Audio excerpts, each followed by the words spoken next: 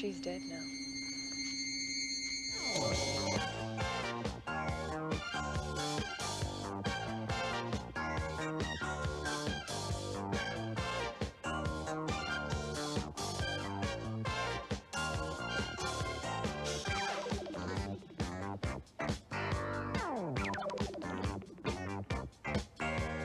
Most of the people we know are cruising.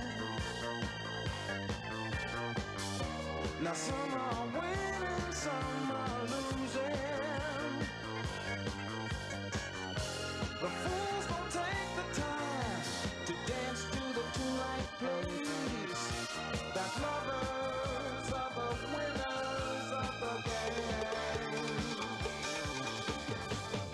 Everybody wants to be the winner, wants to be the winner. Now everybody wants to be the winner, Hey guys, this is Stevo, your favorite co-host with the most of Horrors of the Universe Entertainment, and welcome to another rendition of Sinema. That is correct. Thank you for joining us every Saturday like we do on YouTube. Please tune in every Saturday and please subscribe to our channel, Stevo Slasher Cinema, like we do every Saturday night. I know I keep saying that, but hey, just giving you a reminder how we do it every Saturday night. Now, today, actually this month, is going to be dedicated to the month of a slasher genre, which is my favorite of all time picks. Why? Because I am a huge fan of slasher films. I love slasher films, I love the cheesiness of slasher films, and slasher itself is the greatest.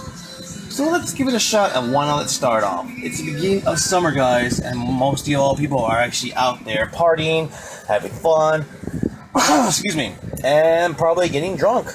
But most of all, this is going to be a very special episode, I guess you can say, because not only is everyone just partying, but everyone's graduating. I'm pretty sure you know what I'm getting at, people. That's right, I'm talking about Graduation Day. Now, Frankenstein and Dracula, what do y'all think of the movie? I thought it was okay. I think it could have been better, but you know what? Let's have you say the review for us, Steven. Frankie, what do you think? I still don't understand what you're talking about. Oh, okay. I think he's wanting us to do a review of Monster Squad, but that's not gonna happen anytime soon. So, you know what? Let's go on with the review, shall we? But first of all, let's say thank you to everyone who's been tuning in to every Saturday, subscribing to our page, liking our page, follow us on Twitter, follow us on Instagram, and the list can go on and on and on and on and on. So thank you so much, guys. Really appreciate you for keeping the horror scene alive. Feels good because you know why? The snob is not gonna be here tonight. Yes! Yes! Mine! Oh, mine! Are you okay, Stevo? Yeah, I think I'm good. It's just...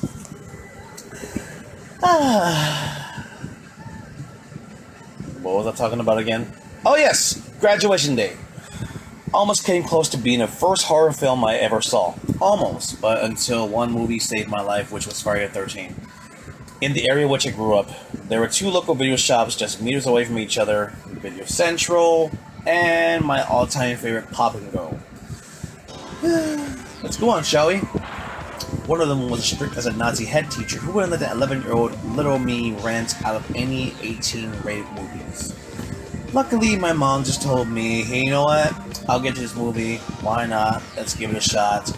You won't get scared? No, I won't. I promise, Mom, I will not get scared. Just please let me just get the movie. Thank you, Mom. Anywho, the first sequence was like a bizarre sportsman dream.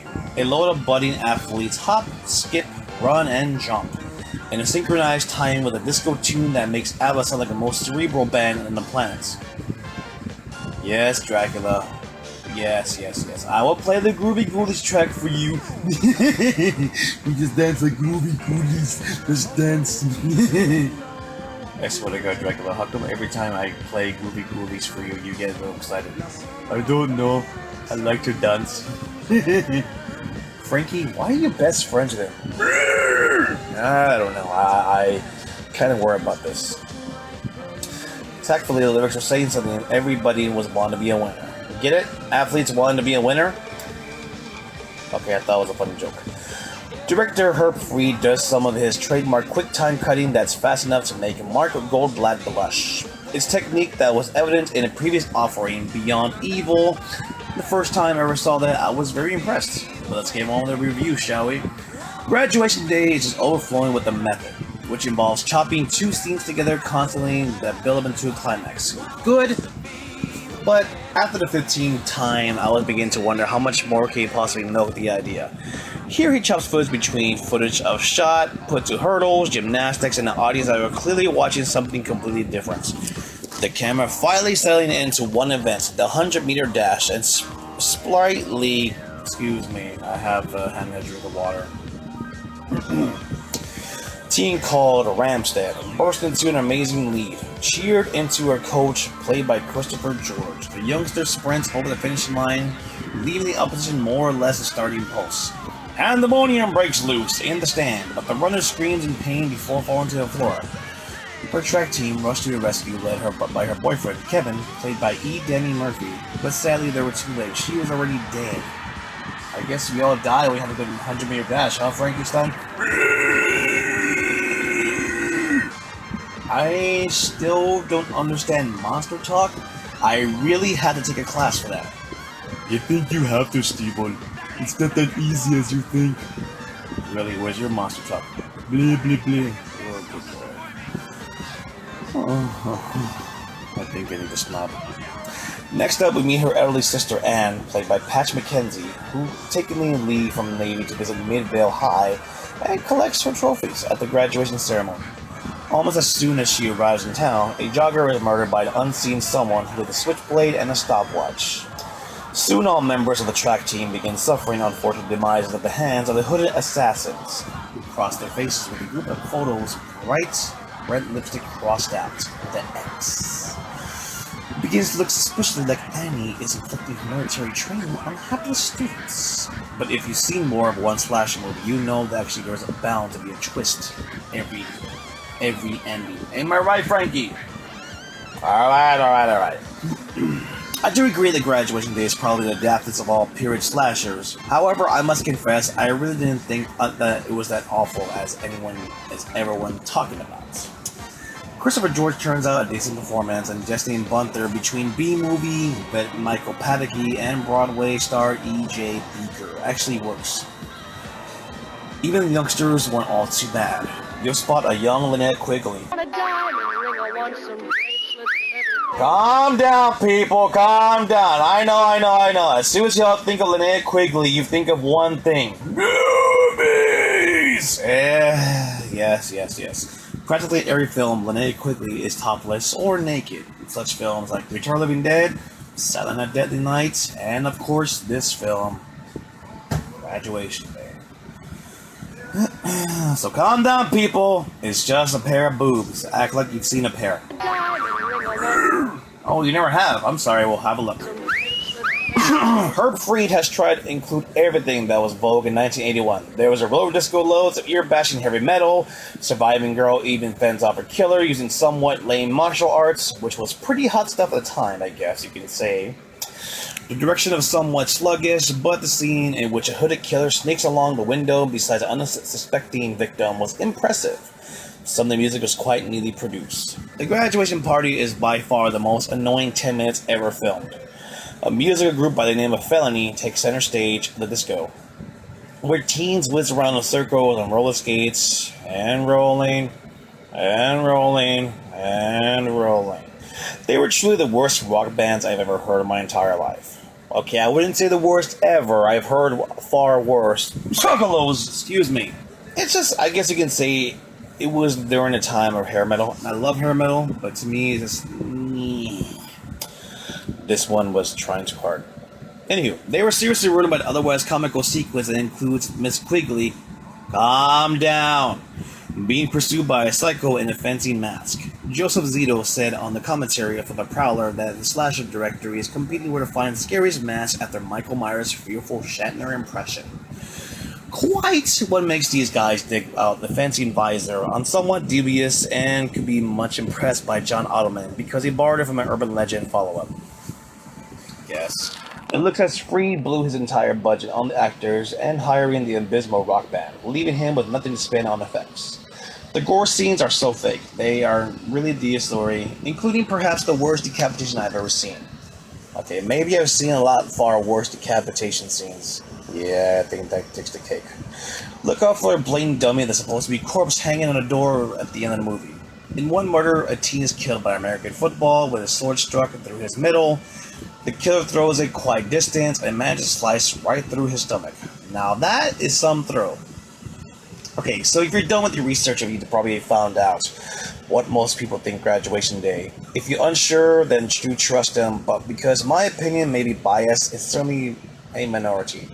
For what it's worth, I found it to be a very enjoyable, little cheesy frolic added bonus of Christopher George before his demise in 1983. Impressively, the box office nearly had $24 million, much a smaller budget, which makes you wonder why wasn't there a sequel?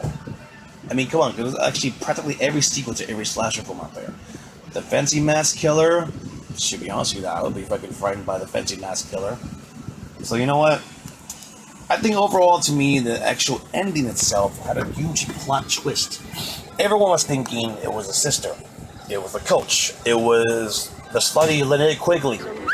Calm down! And everyone was saying it was this, it was her, it was her, it was him, it was him. But how could no one not catch this? How could no one have not caught this? When I saw this movie, it's like, yep, it's him, it's him, it's him, it's him. It was the boyfriend all along. Why? Because, as the old saying goes, I will always love you to death. Technically, this guy did. He killed her because he didn't want her to go away to college. So technically, I guess you can put 2 and 2. I'll die with you. I'll kill for you. I'll make sure everyone gets their vengeance. I'll make sure everyone dies. Blah blah blah. The usual slasher thing. But to me, that was very cliche. I'm sorry, it was very cliche. But well, let's give it here, shall we? Like I said, this is Slasher Month, and I'm going to give my ratings in severed heads. Now, let's sum it up, shall we? And the tally goes to 4 out of 10 severed heads. Why? It was okay. But I guess you can say it just... To me, is just there was too many slasher films out there trying to figure out what to actually make a actual holiday theme, a birthday theme, a holiday. Excuse me, I know I said that. A holiday thing, a birthday thing, a graduation, a party, and anything slasher. But there's absolutely nothing wrong with that. Because this is Slasher Month, people. I am excited. I am truly excited. We're going to fucking party and party and party. Ain't that right, Frankenstein? Dracula! Hit it with a twist! Thank you so much, guys, for your time. That was Graduation Day. Please be sure to subscribe to our channel on YouTube, because if you do not, I swear to God, I will get Jason, I will get Michael, I will get Freddy, and I will get Leatherface to attack you motherfuckers and gouge your eyeballs and skull fuck you. Are you okay, Stevo? Yeah, I'm good, but slasher films really make me excited, guys. I really love slasher films because slasher is the greatest of all! Thank you so much.